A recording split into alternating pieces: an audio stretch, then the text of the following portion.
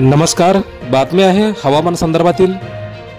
राज्यात पुढील 4 ते 5 दिवस पावसाचा अंदाज हवामान विभागाने व्यक्त केला आहे। यानुसार मराठवाडा, मध्य महाराष्ट्र आणि कोकणातील काही भागात पावसाची शक्यता वर्तवण्यात आली आहे आणि विदर्भात मात्र पावसाचे प्रमाण कमी राहील असा अंदाज देखील हवामान विभागाने व्यक्त केला आहे। मागील काही दिवसापासून राज्यात पावसाने उघडीप दिली आहे, त्यामुळे तापमानात वाढ होत आहे। अनेक भागात 33 अंशापुढे तापमान नोंदले जात आहे। हवामान विभागाने दिलेल्या माहितीनुसार नैऋत्य मोसमी वारे सक्रिय झाले असून रायलसीमा परिसरावर चक्राकार वारे वाहत आहेत।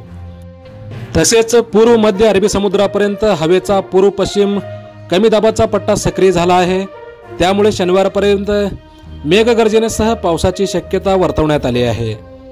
या कालावधीत मराठवाडा, मध्य महाराष्ट्र आणि कोकणात पावसाचा जोर राहील। विदर्भात मात्र पावसाचे प्रमाण कमी असेल असा हवामान विभागाने सांगितलं आहे। दरम्यान गेल्या काही दिवसापासून संपूर्ण राज्यात पावसाने ओढ दिली आहे, त्यामुळे कडक ऊन पडत आहे। जून अखेरीसच्या पावसाने उघडीप दिली आहे, त्यानंतर अधूनमधून हलक्या सरी बरसत आहेत। मात्र मुसळधार पावसाची शक्यता वर्तवण्यात येत आहे। पावसाचा अंदाज कुठे कुठे आहे पाहूयात। मेघगर्जनेसह पावसाचा अंदाज सिंधुदुर्ग, अहिल्यानगर, पुणे, कोल्हापूर घाट परिसर, सातारा, सांगली, सोलापूर, परभणी, बीड, हिंगोली, नांदेड, लातूर, धाराशिव, अकोला, भंडारा, गडचिरोली, गोंदिया या ठिकाणी मेघगर्जनेसह पावसाचा अंदाज वर्तवण्यात आला आहे, तर इतर भागात हलक्या सरींची शक्यता वर्तवण्यात आली आहे। राज्यात पुढील 4 ते 5 दिवस पावसाचा अंदाज हवामान विभागाने व्यक्त केला आहे।